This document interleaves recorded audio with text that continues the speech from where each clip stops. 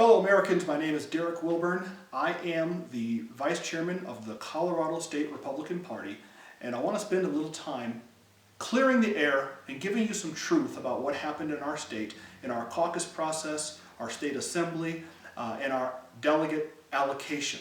There's a lot going on in the world, the blogosphere, on the news, talk radio, Facebook, and most of it is inaccurate. Most of it is ignorantly inaccurate. And by ignorant, I don't mean an insult. I mean people who just don't know and are coming up with all kinds of statements that simply aren't true and don't reflect what happened here on the ground.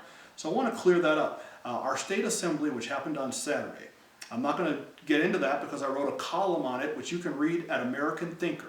If you go to americanthinker.com, my name, Derek Wilburn, I published a column yesterday, Wednesday, April 13th, that talks about what happened at our state assembly. But what most people are wanting to know about is the straw poll, which we did not have this year.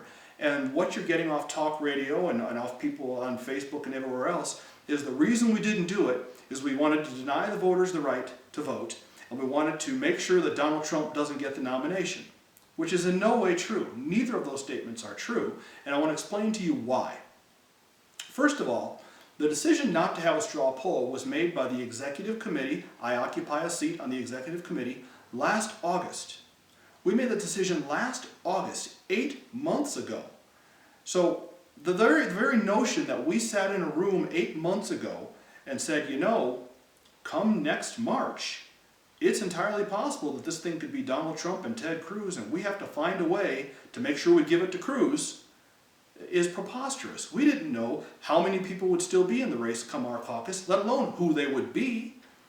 It's just not true, and it doesn't even make any sense. And the whole idea that we are some establishment GOP types in smoke-filled rooms, puffing cigars and trying to pick the nominee, it's not true.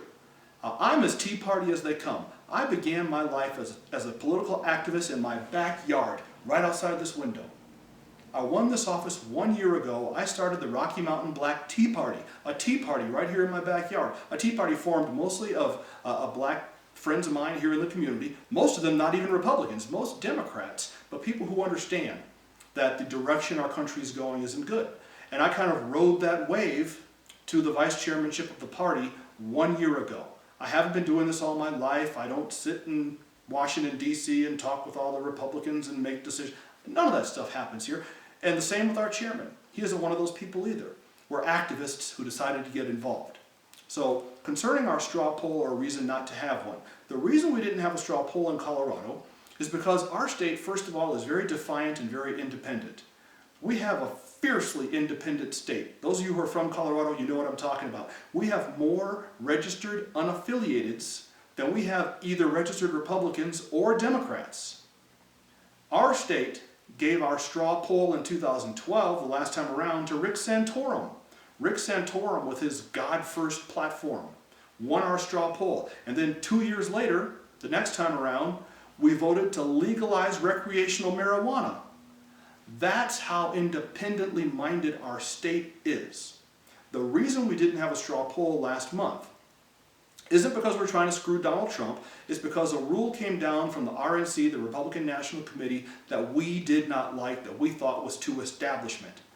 The idea that we are the establishment trying to do these things is completely backwards. Our not having a straw poll wasn't establishment. It was anti-establishment. It was us saying to the establishment, we're not going to play that game. The RNC passed a rule that said a state's delegation count must be bound to the winner of that state's straw poll at the National Convention. The National Convention this year is in July. Our caucus is in March. So the idea that our delegates have to be tied and bound to vote for the winner in March at an election not to be held until July simply didn't make sense. And it didn't make sense for this reason. If you run back to August, think back to August of 2015, there were 16 people in the race. We had no way of knowing how many people would still be in the race come March and April. We had no way of knowing how many, let alone who they may be. We had no way of knowing it would be Cruz, Kasich, and Trump. No one knew that. Back in August, you had 16 people in the race. Donald Trump was nowhere near the juggernaut that he's become. Back then, people thought he was just a circus act that didn't have the legs to stick this out long term. Back then, you still had Bobby Jindal and Chris Christie and Rand Paul and Lindsey Graham and all these people. If you think that, remember the debates back then. You had the little undercard debate, and then they had the big boy debate after that, because there were so many people. So we got to looking at the situation and said, you know, come March, there could still be a half a dozen or more people in this race.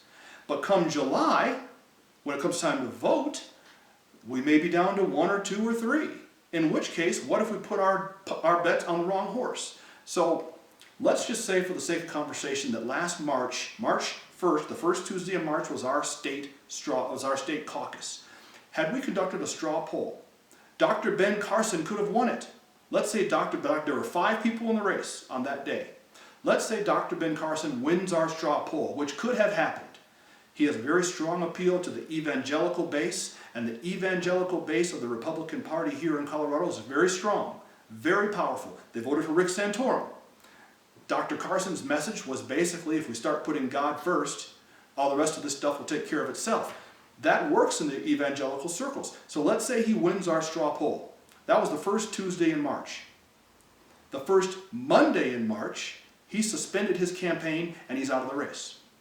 And now we have people who are bound to go to Cleveland in July and vote for Dr. Ben Carson, but he isn't even going to be on the ballot. And Coloradans, I mean, we're not very close to Ohio. You got to buy your own airfare, 4 or 5 nights in a ritzy hotel, meals, taxi cabs, incident. This could be a $2,000, $3,000, $4,000 trip for people to go to Ohio and vote for nobody. So we said, you know, that just doesn't make sense. So we're not going to have a straw poll. It wasn't us being establishment, it was us being anti-establishment. It was us saying to the RNC, you know what, if that's the game you want to play, we aren't going to play it here. We just won't have one.